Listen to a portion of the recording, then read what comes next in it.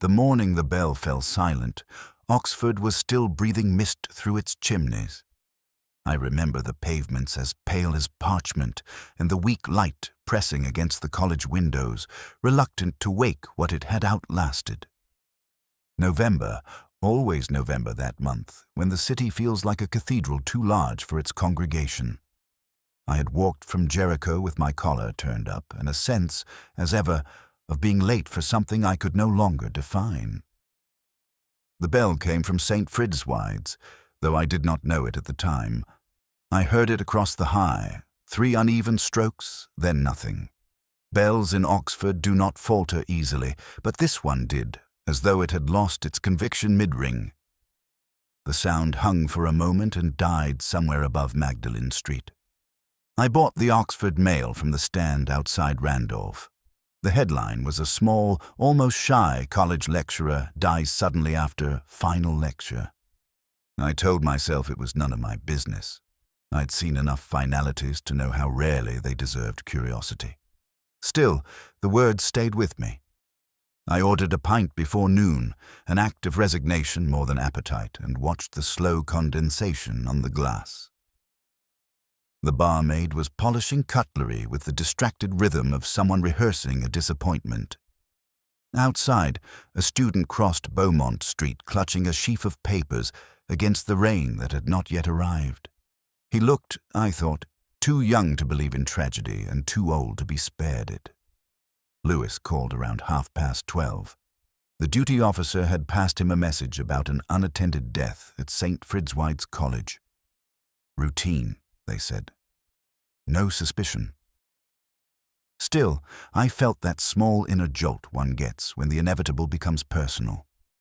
I told him to meet me there. The porter's lodge smelled of wet wool and disinfectant. A clock ticked too loudly on the wall, indifferent to our presence. The porter, a man with the face of someone who had been apologizing for 40 years, handed me the keys to Dr. Melbury's rooms. "They're expecting you, sir," he said, though he didn't seem sure who they were. Up the staircase, I noticed how the air changed colder, cleaner, touched by the faint sweetness of old paper. The college corridors have their own kind of silence, cultivated over centuries, the hush of minds pretending not to listen. The scout had drawn the curtains half open. On the desk, an unwashed cup of tea stood beside a sheaf of lecture notes. Melbury's name meant something even to me. Literature, romantic poets, a talent for turning the familiar into something half-remembered. His last lecture, I later learned, had been titled The Lies of the Heart. He had ended it, they said, with a misquotation of Tennyson. That detail alone was enough to unsettle me. Tennyson is not easily mistaken. Either you quote him properly, or you're making a point. Lewis looked around with his usual mixture of duty and discomfort. "Natural causes," the doctor said. "Heart failure. Happens more than you'd think, sir, this time of year." I nodded, though my eyes were on the blackboard propped against the wall. A single line of chalk remained. "Truth lies cold until the thaw." It wasn't Tennyson at all. It was Browning, truncated and inverted. The kind of poetic slight one makes deliberately an encoded confession, perhaps, or a test for those inclined to notice. The body had already been removed. Only the impression on the chair remained as though he had merely stepped out for a moment. On the window-sill, frost had begun to bloom against the glass, fine and symmetrical, like writing too delicate to read. I traced a pattern absent-mindedly with a gloved finger. Beneath it, a faint smear of red wine or ink marred the sill. I pocketed the lecture notes. Lewis frowned, but said nothing.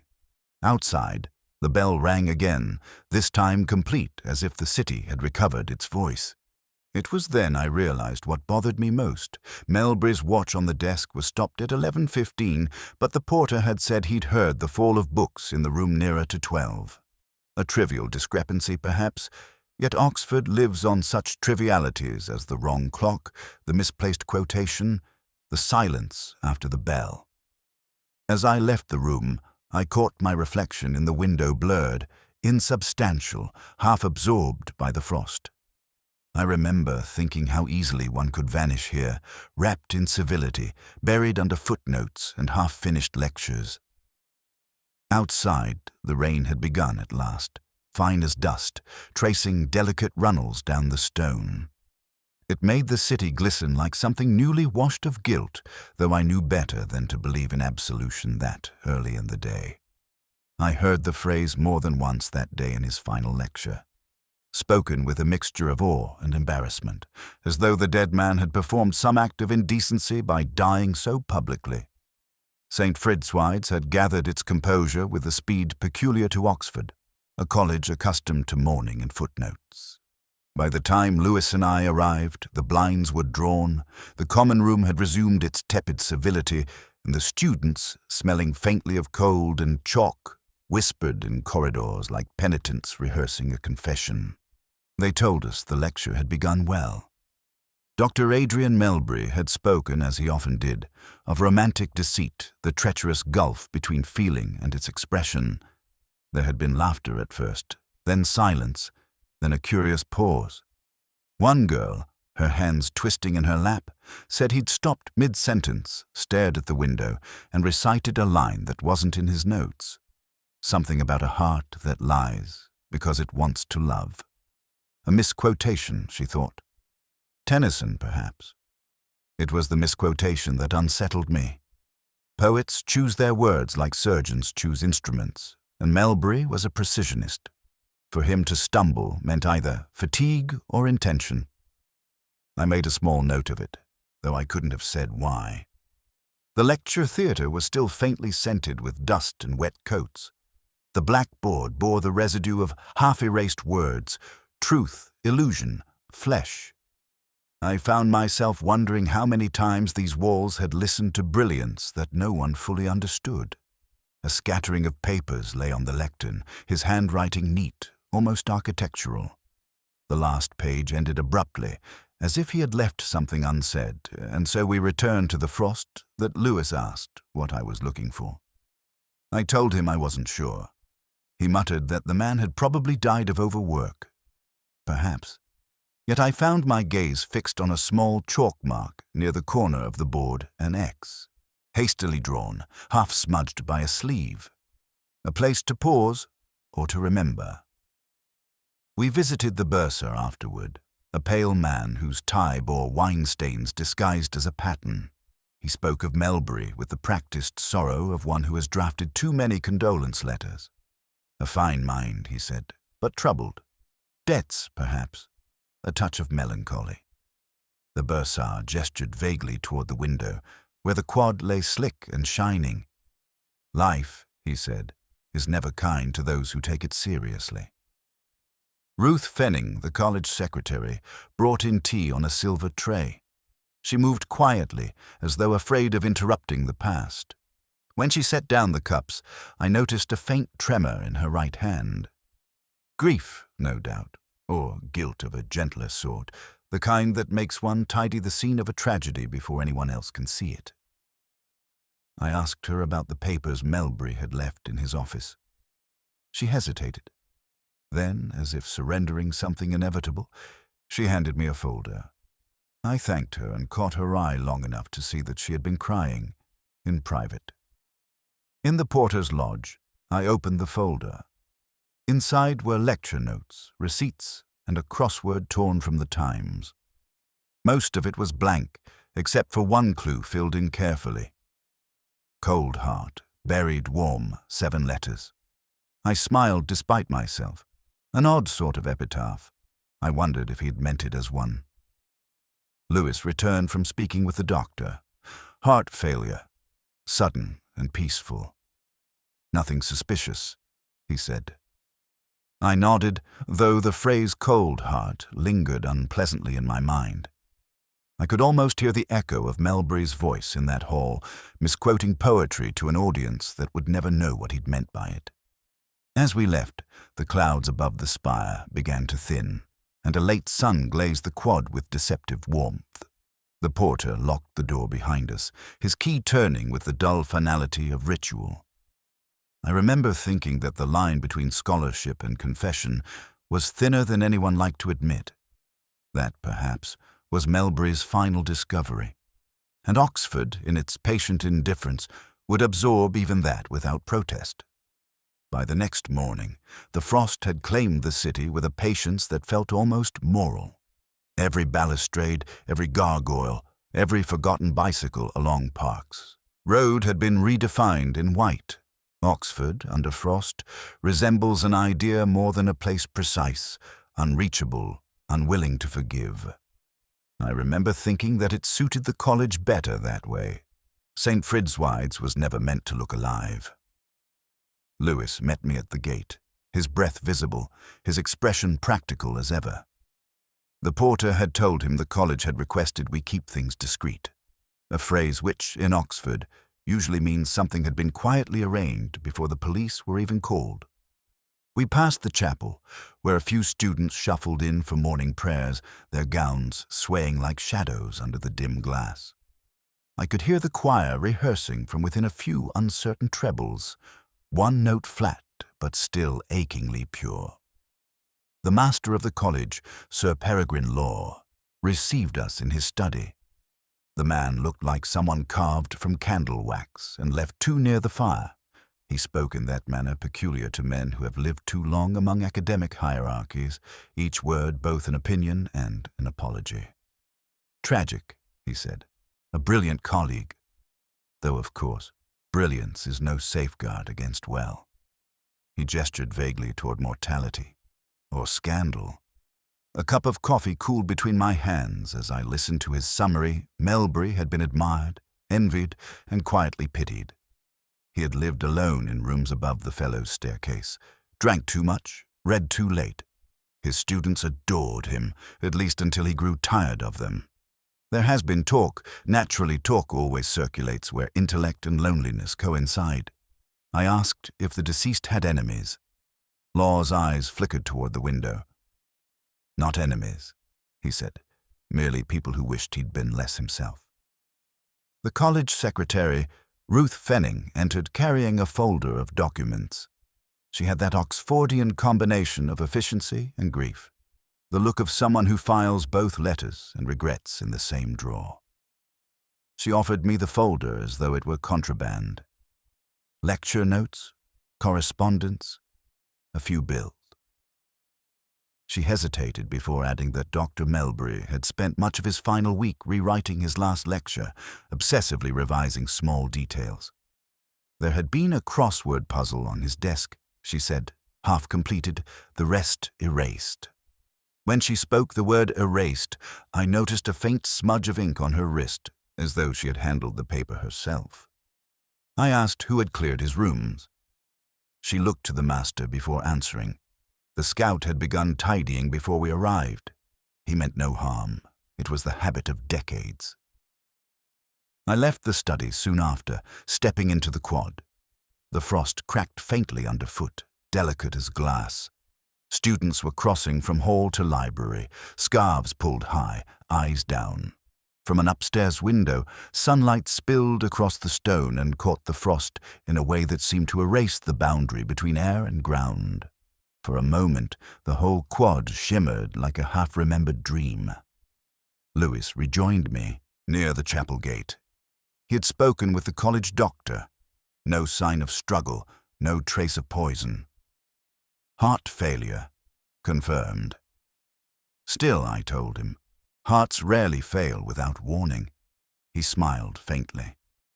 Perhaps it was warning enough to misquote a poet. I asked him to fetch the lecture notes from the folder. Near the margin of one page, Melbury had written a single line in pencil not part of the lecture itself, more like a private reminder.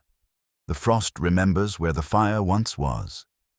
It sounded like a clue, or a confession, though to what I couldn't yet tell. As we left, I looked back once. A college servant was scattering salt along the flagstones, his breath rising in steady puffs. Behind him, the frost dissolved where he walked, exposing the damp, living stone beneath. I remember thinking how easily the marks of death yield to warmth, and how Oxford, polite as ever, prefers the cold to tell its stories. There are faces one remembers not because they were beautiful, but because they seemed to be listening to something the rest of us could not hear. Dr. Helena Ward had such a face, quiet, fine-boned, distant in that manner, peculiar to people who have survived the scrutiny of clever men. When I first saw her, she was standing by the window of Melbury's room, her fingers resting lightly on the frame as though she expected the frost to answer a question she had not yet asked. She had been waiting for us, or perhaps merely for the formality of intrusion. Lewis introduced us with a diffidence that belonged more to a parish visit than a police inquiry. She said she had come to return a book, though the book lay unopened on the desk beside her. It was a collection of Browning's later poems. I noticed a slip of paper used as a marker near the middle of the poem, A Death in the Desert. She followed my gaze and said that Adrian admired men who died explaining themselves. Then she turned back to the window. I thought how rarely anyone died that tidily. The room still carried his scent, a mixture of old paper, candle wax, and that faint bitterness left by smoked tobacco. She moved with care, touching nothing, but her eyes betrayed the restless choreography of memory. I asked how well she had known him. Long enough to dislike him, she said, but not long enough to stop admiring him. It was a sentence that revealed too much, yet disguised more. Lewis, good soul, asked about the day before the lecture. She hesitated only briefly. They had argued, of course, about truth or perhaps mercy. She couldn't quite recall which. He had accused her of cowardice. She had told him he was unfit to judge anything that wasn't written in blank verse. I wrote it down, though not for the record, only because anger often leaves fingerprints subtler than touch. When she finally sat, I noticed the window behind her framed the chapel tower, its bells dark and motionless against the pale sky. The frost had begun to melt along the sill, thin veins of water tracing the stone. A single teacup rested near her elbow. I asked whether it had belonged to her or to Melbury. She looked at it a moment too long before saying she couldn't remember. There was no tea stain, only a faint ring where heat had once been. It was Lewis who found the small envelope beneath a pile of notes on the table. My name was not on it, nor hers, nor anyone's. Inside was a folded sheet of paper, blank except for one line written in a hurried hand. To see through glass darkly is still to see. I asked if she recognized the handwriting. She said it looked like Adrian's, though he had been left-handed, and this, she thought, was not. She smiled then, faintly, and said he had once corrected her Latin in front of a class. That was the kind of intimacy he preferred, the public humiliation of equals.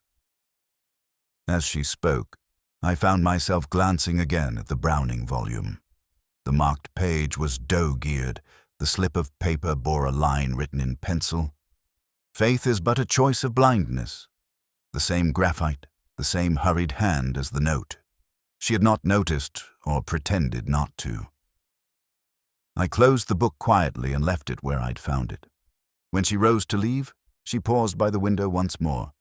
She asked if I believed the heart ever tires of deceiving itself. I told her that I had no reason to doubt it, though I often wondered which gave up first, the lie or the longing. She smiled again, this time without warmth. The frost outside caught the light and broke into small, glittering fragments, as if the world itself had chosen that moment to avert its eyes. After she left, the room felt strangely intact, as though she had taken nothing and yet removed everything that mattered. Lewis asked what I made of her. I told him nothing worth repeating. But as I looked at the teacup, its rim catching the dim afternoon glow, I noticed a faint smear of lipstick no one had thought to wipe away. Not fresh, but not old either. The color was the muted red of autumn leaves or of something left unsaid too long. I remember the library as a kind of frozen river, that morning light gliding over dust, silence heavy enough to make even memory hold its breath. It was Lewis who found the box, though he never gave himself credit for such things. a narrow wooden case labeled only FF 1814, Notes and Ephemera. Inside, a sheaf of papers bound with string, brittle as moth wings. The Frost Fair manuscript, as the archivist called it, with the reverence one reserves for relics rather than scholarship. Melbury had been working on it for months, apparently. A reconstruction of the final gathering on the Thames when it last froze solid poets, charlatans, lovers, all wandering across the ice, pretending they were immortal. A curious theme for a man whose heart had given up in a lecture hall. The archivist, a woman with hair the color of tarnished silver, told us Melbury had spent hours reading the diaries of obscure poets, copying their marginalia, hunting for an unsigned sonnet rumored to have been written that winter. She called it his obsession. I thought the word was too forgiving. The handwriting across the top page was unmistakably his dense, deliberate, faintly self-satisfied. But near the bottom, the ink changed darker, impatient. Another hand had added a line. The river that never freezes remembers all that sank. I traced it with my thumb. Something about the phrasing bothered me. A man might romanticize his work, but not his own death. And Melbury had written those words in pencil, not ink. Pencil fades confession, perhaps, demands impermanence. Lewis asked if it meant anything. I told him not yet, though I was already rearranging the phrase in my mind like a crossword clue. River could stand for life, never freezes for something unrepentant, remembers all that sank the residue of guilt. 7 letters, perhaps. The same number as the clue in his crossword cold heart, buried warm. The pattern repeated like a rhyme only the dead could hear. Outside, the frost held the college gardens in its unyielding grip. I could see the gardeners scattering sand along the paths, their movements slow, ritualistic. Oxford in winter has a strange dual-nature beauty drawn from stillness, decay disguised as order. Melbury had understood that his work was full of it, but obsession, like frost, does not stop at the boundary one sets for it. Later that afternoon, I visited his rooms again. The air had changed, colder now, carrying the faint smell of extinguished candles. I placed the manuscript on his desk and compared the 2 handwritings. The darker script was not his. The loops were tighter, more feminine. It reminded me of Helena Ward's marginal notes in the essays she'd published years earlier. I remembered her hands, pale against the window, her quiet evasion when I'd asked about the teacup. People lie most convincingly when they are half in mourning. Lewis found a letter half-tucked behind the bookshelf dated 2 weeks earlier. Melbury's handwriting again, addressed but never posted. To H, it began. A single paragraph, crossed through heavily, yet legible enough to suggest apology. If you knew the cost of truth, you would never have demanded it. He had written the words twice, as though testing their honesty. Beneath, in the same darker ink as the manuscript, a smaller note, truth, like ice, must first be broken to reflect. I folded the letter carefully and said nothing. Some truths belong to the cold. They lose their shape when warmed. Lewis thought I was ignoring him, but I was only listening to the faint creak of the building, to the wind threading through the old stone like a whisper rehearsing its alibi. When we left, the frost was deepening. The quad lay immaculate, untouched, the grass invisible beneath a skin of white. I looked back once toward Melbury's window and saw the reflection of light moving across the pane. A passing cloud, perhaps, or something more persistent.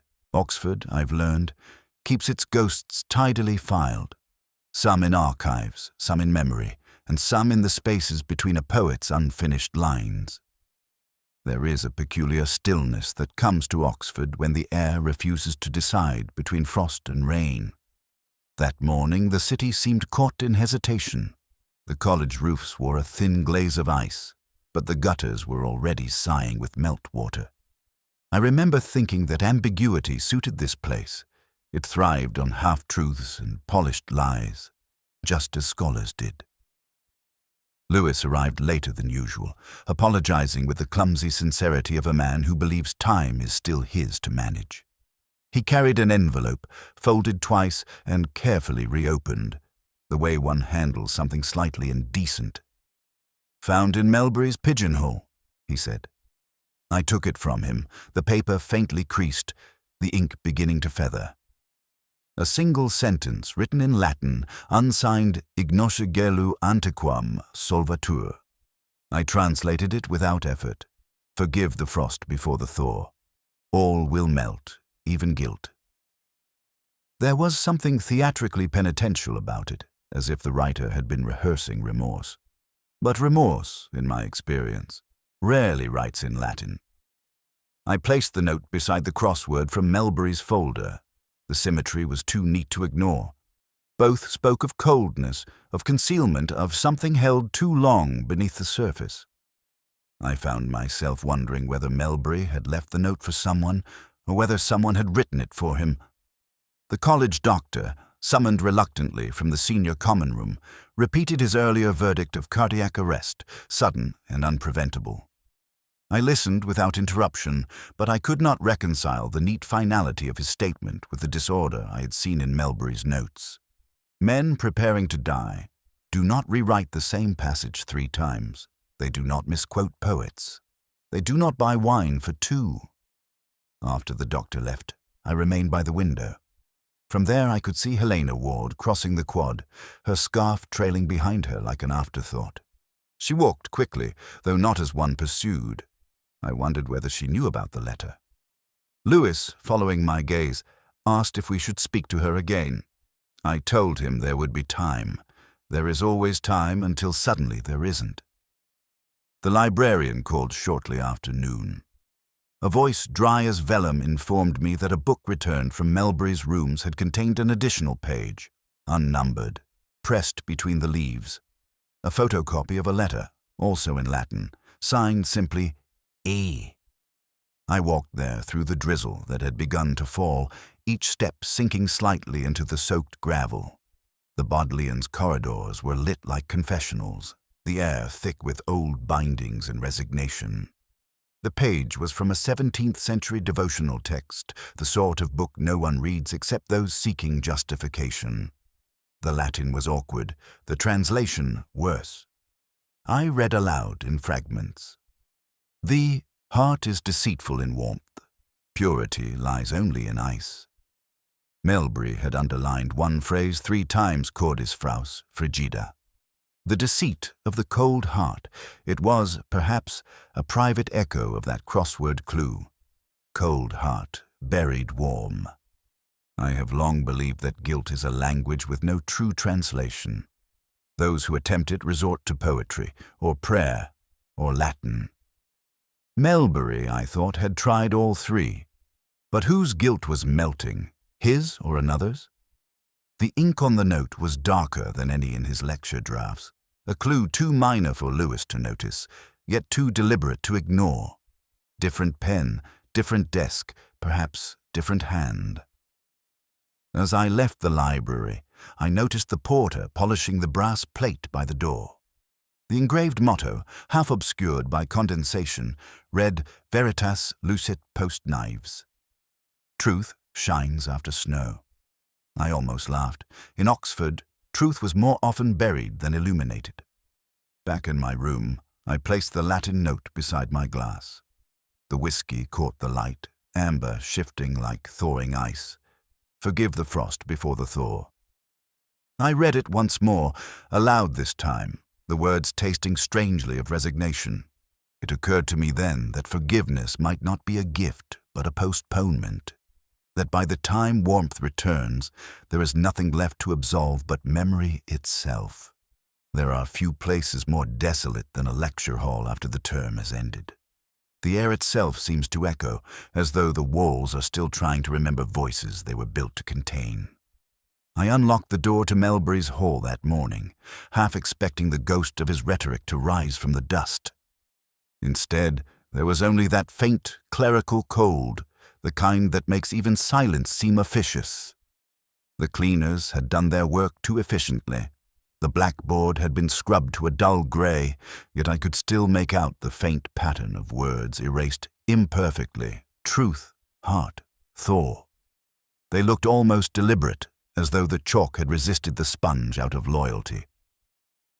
I stood for some time by the lectern, trying to imagine his final hour, the way he must have gripped the edge of it, the slow unravelling of voice into breath. Lewis was somewhere behind me, his shoes announcing themselves on the stone. He said the bursar wanted us to finish up soon. The college was nervous. Reputations were always more fragile than facts. I nodded absently and told him to check the side rooms. There's always something left behind, I said, even in tidy deaths. The hall had high windows, latticed and filmed with frost. Outside, the quad was beginning to thaw, pools of shallow water darkening the paths. I found myself staring at the light sliding across the wooden benches. The pattern was precisely thin, parallel bars of shadow and glare, and I thought of musical staves, the silent notation of something unfinished. On the floor near the dais lay a small fragment of paper, folded twice, its edge caught beneath a chair leg. I bent to pick it up. The handwriting was hurried, almost panicked. He looked at me before he fell. He knew. No signature.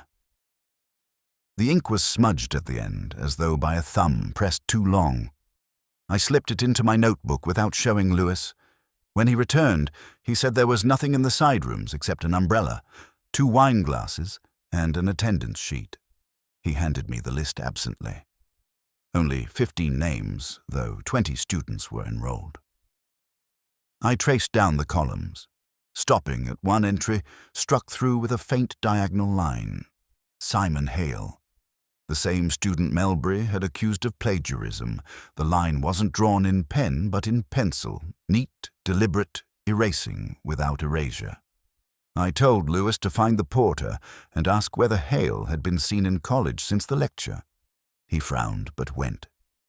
I stayed, listening to the faint hum of the radiators as they struggled against the damp. There is something unnerving about spaces that have served their purpose too completely. They seem to exhale once the human drama is over. On the lectern lay a piece of chalk, unused, pristine. Beside it, a small square of paper where Melbury had written a single word in the corner mirror. No context, no continuation. I turned it over, and the back was blank. For a moment I thought of Helena Ward again, her question about the heart's deceit, the way she had stood by the window as though waiting for absolution to arrive by weather. Lewis came back a few minutes later. No sign of the student. He'd gone home early, according to his roommate. Some family emergencies. I didn't believe it, though I didn't say so. Instead, I asked him to collect the register and lock up. As we stepped outside, the bell from the chapel tower began its measured tolling, not mournful, just factual. The sound rolled across the quad, unsettling a few pigeons from the cloister roof. I paused at the top of the steps and looked back through the glass panel in the door.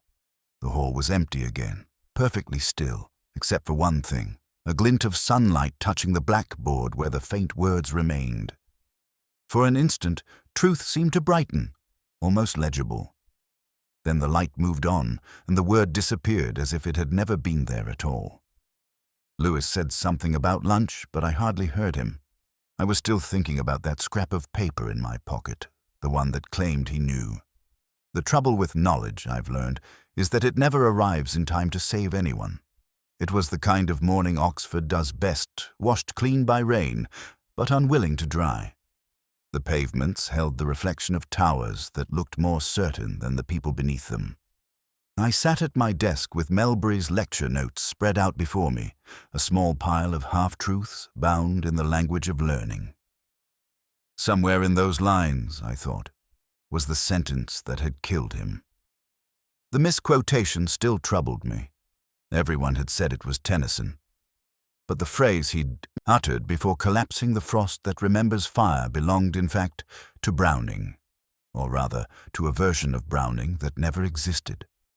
Melbury had altered it, shaved a word, adjusted the rhythm. Not an accident, then. Not a lapse. A message of sorts, though to whom it was addressed, remained an open question. I turned to his handwriting, searching for intent in the loops and slants. There was care here, but also haste, like a man rewriting what he already knew. The final page bore a single word, underlined twice mirror. I'd seen it before, in his room, scrawled on a loose square of paper beside the teacup that still carried the faint trace of lipstick. Lewis entered with his usual reluctance to disturb thought. He said the lab report on the wineglass was clean, no poison, no foreign substance. I told him that absence was rarely the same as innocence. He didn't answer, and I was glad of that. I preferred silence when thinking about the dead. Later, I walked through the cloisters toward the fellows' staircase. The stones were slick beneath my shoes, and the air smelled of rain and cold tobacco. From an open door somewhere came the sound of a piano, hesitant and unpracticed, perhaps a student rehearsing sentimentality. It struck me then that Oxford, for all its intellect, remains a city of longing. Melbury had understood that too. His entire lecture, The Lies of the Heart, had been a study in how affection corrupts clarity. At his desk, among the manuscripts, I found the small notebook he used for crosswords, half-filled grids, penciled definitions, private games of association. One clue caught my eye. 7 letters, again, truth in reflection, cold yet sincere. The answer, neatly written, was Browning. But Browning, I realized, was wrong. The correct solution, if such a word applies to human motive, should have been mirror. I felt a small flicker of satisfaction, then unease. The wrong poet, the wrong clue, perhaps the right confession. Helena Ward came to see me that afternoon. She looked thinner, though perhaps it was only the light. She spoke quietly, without defensiveness, as if grief had refined her into honesty. She said Melbury had once told her that every scholar hides behind a quotation, that learning is just the art of speaking through ghosts. I asked her if she believed him. She said she did once, before she learned that ghosts can be forged. There was something in the way she said it, not bitterness, not quite regret, but something that brushed against both. When she left, I watched her cross the quad, the hem of her coat darkened by the damp stones. She paused briefly by the chapel gate, turned as if to speak, then thought better of it. Some silences are rehearsed, hers was not. That evening I returned to the notebook. Beneath the crossword grid, written faintly in pencil, were 2 lines of verse. They were not Browning's, they were his own. The river freezes only once the heart, again and again. Not great poetry, but not meaningless either. He had been writing towards something personal, something that demanded disguise. I poured a measure of whiskey and sat by the window, listening to the rain. In the reflection of the glass, the lamplight doubled itself, a small, trembling sun in miniature. I thought of Melbury's word, mirror, and how the truth it offered was never quite true. Reflection, after all, depends on angle. Change the light, and the face changes with it. When I closed the notebook, I realized what I had been looking for was not evidence, but permission. The faint, human reassurance that even the cleverest lies begin with the desire to be understood. Outside, the rain eased into mist, and for a moment the city looked at itself in the river and saw nothing it wished to remember. It was Lewis who found the book. He came into my office, holding it with the faintly apologetic pride of a man who isn't sure if he stumbled upon significance or sentiment. A first edition of the Frost Fair Sonnets, bound in fading blue cloth, its spine worn smooth by time. The title itself meant little to him, but to me it conjured a dozen lectures and half-remembered the poetry of impermanence, of beauty measured against thaw. Inside, on the first page, was a dedication to H.W., in gratitude for the thaw that never came. The handwriting was elegant, old-fashioned, confident enough to suggest affection without sentimentality. Lewis said it had been found in Melbury's rooms, wedged behind a row of dictionaries. I told him to leave it with me, though I could already feel the faint stir of something familiar. I spent that afternoon in the Bodleian, tracing through Melbury's publications. One, a paper on poetic falsification, had quoted these same lines, but attributed them to a poet who had never written them. The dedication in the book echoed that same rhythm, the same phrasing. Yet the handwriting, on closer inspection, was not his. The loops are too narrow, the ink pressure inconsistent. And then I saw the faint smudge where someone had practiced the same initial, the same H, on the flyleaf's margin. Helena Ward. I remembered her hesitation when I mentioned the book weeks earlier, her hand resting too lightly on the edge of the desk, the pulse in her throat when I said his name. She had been in his rooms that afternoon, I was sure of it. Perhaps not to kill his intention is a luxury few can afford, but to protect, to rewrite. In Oxford, deceit often begins as correction. I took the book home that night. Rain pressed softly against the window, the kind that drifts sideways in narrow streets. I opened the volume again and examined the ink. The dedication had been written with a finer nib than Melbury ever used. The pressure wavered midway through the line, as though written by someone imitating steadiness. A forgery, then, but one performed not for gain, only for love. That was what undid me. The next morning, I walked to Helena's college. The air smelled faintly of coal and wet leaves. She was in her office, marking essays. The light from the window caught the edges of her hair, turning them to gold, though her face looked older than I remembered. I placed the book on her desk. She did not touch it. I told her I had found the inscription interesting, the wrong kind of handwriting, the right kind of devotion. She said nothing, and silence, I've learned, is often a confession performed with grace. When she finally spoke, it was barely more than breath. He wanted to be remembered, she said. He wanted forgiveness dressed as scholarship. I only gave him what he couldn't give himself. I asked her if she had written the dedication before or after his death. She didn't answer. She only looked at the book as though it were a mirror showing something faintly unbearable. I left her there, surrounded by her students' essays, her margins thick with corrections. Outside, the air was sharp with winter light. Lewis met me at the gate, asking what she had said. I told him that she hadn't said enough to be guilty, but too much to be innocent. He frowned in that way he does when meaning feels unkind. That evening, I reread Melbury's final notes. There, in the margin of his last lecture draft, I found a single annotation written in his own hand. Truth survives by the errors that serve it. It was the kind of line he would have admired, clever, tragic, and almost right. As I closed the file, I thought again of the book, the false inscription written to preserve a man's dignity. It struck me as a strange kind of mercy, this act of forgery, the rewriting of love into literature, of guilt into gratitude. Oxford, after all, has always preferred its lies bound in leather and catalogued neatly by subject.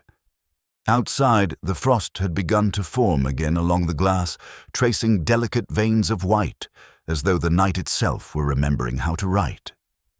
It was evening when I returned to St. Fridswide's, the hour when the college seemed to contract upon itself all its talk, its certainty, its small conspiracies gathered into silence. The frost had begun again, thin at first, tracing the railings, the chapel eaves, the rims of bicycles abandoned by students too distracted by youth to notice weather. I passed beneath the archway and heard my own steps echo faintly against the stone, a solitary metronome counting down to nothing in particular. They had already prepared the lecture hall for a memorial. Flowers on the lectern. A photograph of Adrian Melbury printed in sepia tones as though to make his death seem dignified, almost academic. The master had asked if I would speak, but I declined. I told him I preferred to listen. That, I think, was the only honest sentence I managed that week. Lewis was waiting by the back row, hands in his coat pockets, his face carrying that decent weariness that comes from having seen too many tidy tragedies. He asked whether I believed she'd done it to Helena Ward, the brilliant, beautiful, and infinitely tired Helena who now sat confined in her rooms, awaiting the inevitable summons. I said belief was a luxury. I worked only with probability, and even that felt fragile. We sat there for a while in the dimness. The air smelled faintly of lilies and chalk. I told him about the book, the forged inscription, the mistaken dedication. He frowned, asked why anyone would risk so much for sentiment. Because, I said, we never risk enough for it. He didn't reply. On the lectern, Melbury's last lecture notes had been arranged by the college librarian, a gesture of reverence more than relevance. I took them up again, feeling the slight tremor of the paper as though the words remembered what they once meant to do. There it was, that same line near the end, the misquotation that had haunted me from the beginning, the frost that remembers fire. Browning, but not quite Browning. I'd always assumed it was a literary slip, a self-indulgence, but now, reading it under that dim light, I saw the alteration more clearly. It wasn't merely misquoted. It was rearranged, two lines merged, reordered, the syntax fractured so that the warmth followed the cold, not the other way round. It wasn't a confession, it was a farewell, a man leaving a pattern for someone clever enough to finish the puzzle. I asked Lewis what time the porter had heard the fall of books that morning. Around 12, he said. Melbury was found at past. His watch had stopped at 11:15. I'd known that, of course, but repetition, like frost, reveals detail through persistence. The wine bottle on his desk had two glasses beside it. One had been washed, the other hadn't. No poison, the lab had said. But the wine was bitter with a faint trace of almonds mistaken for dryness. He hadn't been murdered for what he'd done, but for what he meant to say. Helena's silence had been her confession, though not in the way anyone would think. She hadn't sought to hide her guilt, but to preserve his. The forged dedication, the rearranged lines, the erased note, each an act of mercy disguised as deceit. She had rewritten his ending. Not as a lover, as a scholar, as someone who knew that a man's work endures longer if his flaws remain unprinted. Lewis rose and said he'd fetch the car. I told him I'd follow shortly. When he left, I stayed in the hall, listening to the old building settle into itself. I imagined Melbury standing there on his final day, looking toward that window, speaking words that no longer needed to persuade anyone. The lies of the heart, he had called his lecture. Perhaps he had meant that love, when stripped of truth, becomes its own defense. The flowers on the lectern had begun to wilt, the air faintly metallic with decay. I placed my hand on the wood where his notes had lain and thought, not of justice, but of pity. Somewhere beyond the walls, the first flakes of snow had started to fall, small, indifferent, perfect. They gathered on the windowsill, melting slowly into rivulets that caught the lamplight, and shivered as though alive. When I finally stepped outside, the frost had deepened. The city was muffled in that peculiar quiet that follows resolution but precedes understanding. Lewis was waiting by the gate, engine running, breath clouding in the cold. He asked whether it was finished. I told him that nothing in Oxford ever truly finishes. It only pauses between interpretations. He smiled, though I think he knew what I meant. As we drove away, the spires vanished behind us, dissolving into fog. I took one last look in the mirror, the city retreating, the frost returning, the light fading to silver. It seemed a fitting conclusion. The case was solved, or nearly so, but what lingered, as always, was the faint suspicion that we had misunderstood the question.